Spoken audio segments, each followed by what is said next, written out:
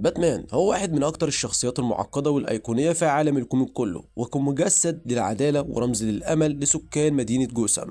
هو بيشتغل تحت قانون أخلاقي صارم إنه ما بيقتلش وما بيستخدمش الأسلحة النارية، ولكن بالرغم من نواياه الحسنة تأثير باتمان على جوثام كان في كتير من الأحيان مدمر أكتر ما هو بناء.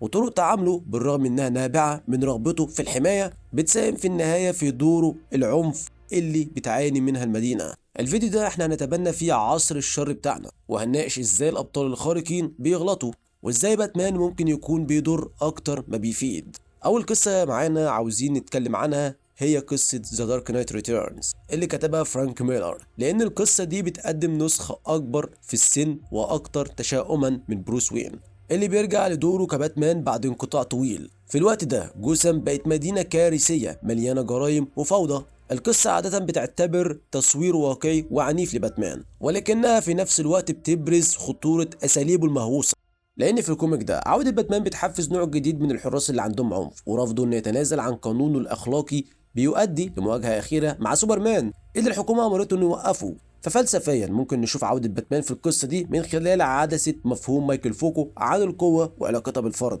فوكو كان بيؤمن ان القوة مش مجرد وسيلة للجمع، لكنها كمان وسيلة للإنتاج، بتصنع مفاهيم وبتفرض معايير وبتشكل المجتمعات. وعودة باتمان لجوثام مثال واضح على ده، لأن وجوده مش بس بيرجع النظام لكنه كمان بيعيد تعريفه وبيصنع معيار جديد للعنف والعدالة الذاتية. بدل ما يكون قوة للاستقرار بتاع المدينة، أفعال باتمان بتساهم في تصعيد العنف، لأن الحراس التانيين والمجرمين بيقلدوا أساليبه، وده بيوصل لفوضى أكبر. فبسبب تمسكه بالقانون بتاعه ده بيبقى مصدر للصراع مش بس داخل جوثام لكن كمان مع الهياكل المجتمعية الأكبر اللي بيمثلها سوبرمان. وممكن نجادل ان قوة باتمان بالرغم من انها مقصودة لحماية المدينة الا انها في الواقع بتولد شكل جديد من المقاومة والاضطراب اللي بيزود عدم استقرار جوثام اكتر. ولكن لو بصينا للقصة اللي جاية عاوز ارجع اتكلم عن ذا كيلينج جوك اللي كتبها ألان مور. القصة دي تعتبر واحدة من اكتر قصص باتمان معقدة نفسيا. في ذا كيلينج جوك الجوكر بيحاول يجنن المفوض جوردن علشان يثبت ان يوم سيء واحد كفاية علشان خاطر يحول اي شخص للجنون. والقصة بتوصل لذروتها في مواجهة نهائية بين باتمان والجوكر، وبتنتهي نهاية غامضة لما الاتنين بيضحكوا مع بعض بعد ما باتمان بيعرض انه يعالجه.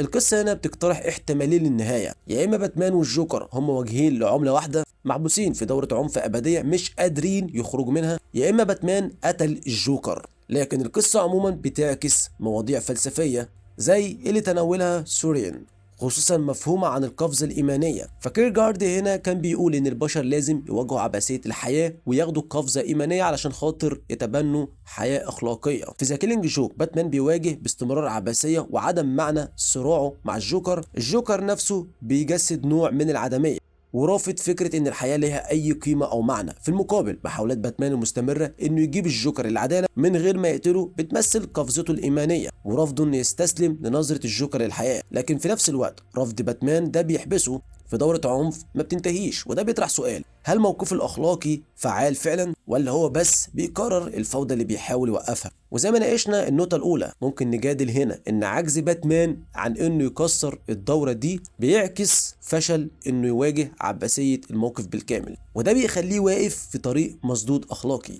وهنا بقى عاوز أتحول لنقطة أظنها يمكن تكون أقوى حاجة: قاعدة باتمان اللي بتمنعه من القتل بتتسلط عليها الأضواء بشكل كبير في القصة بتاعت أندر ذا ريد هود. في القصة دي باتمان بيتواجه مع عواقب قانونية اللي بيرفض القتل من خلال شخصية جيسون تود. في قصة ديس ان ذا فاميلي الجوكر قتل جيسون تود لكنه بيرجع للحياة بعد كده وبيتقمص شخصية ريد هود. لكن على عكس باتمان جيسون بيتبنى اسلوب عنيف وقاتل في محاربة الجريمة، وبيؤمن ان مجرمي جوثام لازم يتم التخلص منهم بشكل نهائي بدل ما يتسابوا لفرصة انهم يكرروا جرائمهم مرة تانية. فالقصة دي بتوصل لقمة درامية في مواجهة بين باتمان ريد هود والجوكر لما جيسون بيجبر باتمان انه يواجه عواقب قانون الاخلاقي. النقاش الاخلاقي في اندر ذا ريد هود ممكن يتم تفسيره من منظور فلسفي زي فكرة الواقعية في عالم مليان بالخطايا والعيوب. ساعات بيبقى استخدام القوة وحتى العنف ضروري تحقيق العدالة ومنع شر اكبر. جيسون تود بيجسد المنظور الواقعي ده وبيواجه مثالية باتمان، وبيجادل ان قانونه اللي بيرفض القتل بيسمح للجوكر وغيرهم انهم يكملوا ارهابهم. ممكن نروح ابعد من كده ونقول ان القصة بتوضح ان مثالية باتمان ممكن تكون ساذجة، وبتقترح ان في عالم فاسد زي جوثام الالتزام المطلق بعدم استخدام القوة القاتلة ممكن يسمح للشر انه يزدهر. والغموض الأخلاقي لموقف باتمان بيظهر بشكل مؤلم لما جيسون بيجبره يختار بين قتل الجوكر أو إنه يسيبه يقتل تاني. ومن المنظور ده رفض باتمان للقتل ممكن يتشاف كفشل في مواجهة الواقع المظلم للعدالة في عالم مليان فساد، واستعداده إنه يسيب الأشرار يقتلوا بيزود المشكلة أكبر. وبعد القصة دي هنتكلم بعد كده على القصة اللي بعدها، وهي قصة برضه تستحق المناقشة رغم إنها تعتبر قراءة صعبة جدا، والقصة هي بتاعت أركام أسايلم A Serious House on Serious Earth، واللي كتبها جراند موريسون. رحلة باتمان في القصة دي بتاخدوا الجولة جوه مصحة أركام النفسية، حيث بيواجه مش بس أعداء الأخطر لكن كمان مخاوفه وعدم استقراره النفسي. القصة بتقدم أعداء باتمان كإنعكاس لحالته النفسية المتشققة، وبتوضح إن الفرق بين البطل والشرير أضعف بكتير مما باتمان عاوز يعترف بيه. القصة مستوحاة بشكل كبير من مفهوم الظل عند كارل يونغ، اللي هو الجزء اللاواعي من عقلنا اللي فيه نقاط ضعفنا ورغباتنا وغرائزنا المكبوتة، فلازم الإنسان يواجه الظل ده ويتعامل معاه عشان خاطر يوصل للكمال النفسي. زي ما قلنا قبل كده، لو ما اتعلمتش تخلي اللاواعي واعي هيسيطر على حياتك وهتسميه قدرك. في سياق القصة مواجهات باتمان مع أعدائه بتمثل مواجهات في ظله الداخلي، الأجزاء المظلمة من شخصيته اللي بيرفض يعترف بيها. لما باتمان بيحس الأجزاء دي من نفسه في مصحة أركام هو فعليا بيحاول يسيطر على الغرائز المظلمة، لكن القصة بتقترح إن الكبت ده بيؤدي لمزيد من عدم الاستقرار سواء داخل باتمان نفسه أو في جوثام. ممكن نقول إن رفض باتمان إنه يواجه ويتعامل مع ظله اللي بيمثله الأعداء اللي بيقابلهم بيؤدي لدورة متكررة من الكبت والعنف اللي في النهاية بتضر جوثام أكتر مما بتنفعها. والمصحة النفسية سواء كرمز أو مكان حقيقي بتمثل عبثية محاولة السيطرة على الأجزاء المظلمة فينا من غير ما نفهمها فعلا.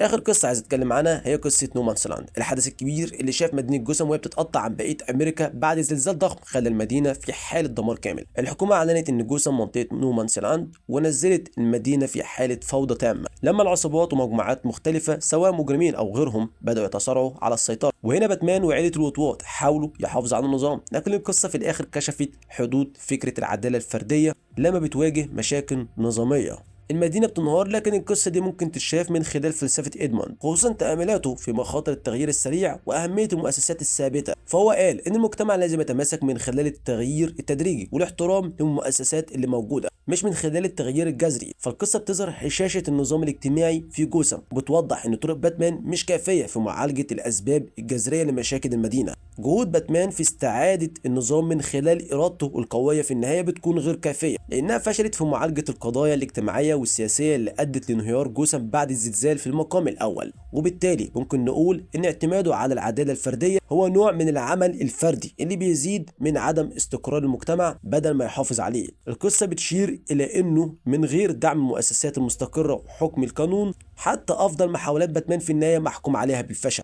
وبكده لو جينا نرجع ونجمع كل ده مع بعض، تأثير باتمان على جوثام هو في الأساس دراسة للتناقضات. هو مدفوع برغبة في الحماية وتطبيق العدالة، لكن طرقه في الغالب بتزيد من المشاكل اللي هو عاوز يحلها. رفضه للقتل رغم انه شريف بيسمح لناس زي الجوكر انهم يفضلوا في السلطة ويكملوا في الارهاب، مما يؤدي لمزيد من العنف والمعاناة. فممكن نقول ان صراع باتمان مش بس ضد المجرمين اللي بيهددوا المدينة، لكن كمان ضد العواقب غير المقصودة لأفعاله. وفي النهاية العدو الأكبر لباتمان يمكن مش يكون الأشرار اللي بيواجههم، لكن تأثير العدالة الفردية بتاعته على المدينة اللي بيحاول يحميها.